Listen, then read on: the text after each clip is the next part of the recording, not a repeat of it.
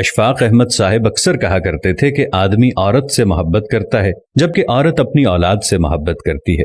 اس بات کی مکمل سمجھ مجھے اس رات آئی جب گزشتہ صدی کے آخری سال کی موسم بہار کی ایک رات تھی۔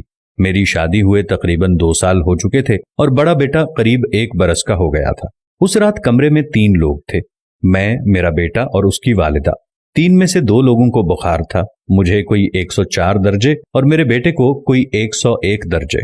اگرچہ میری طبیعت میرے بیٹے سے کہیں زیادہ خراب تھی، تاہم میں نے یہ محسوس کیا کہ جیسے کمرے میں صرف 2 ہی لوگ ہیں، میرا بیٹا اور اس کی والدہ۔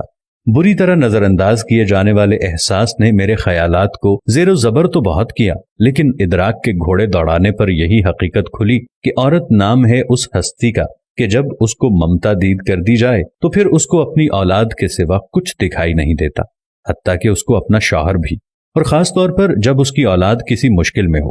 اس نتیجے کے ساتھ ہی ایک نتیجہ یہ بھی نکالا، اور وہ یہ کہ میرے بیٹے کے درد کا درمان اس کی والدہ کی آغوش ہے، تو یقیناً میرا علاج میری ماں کی آغوش ہوگی۔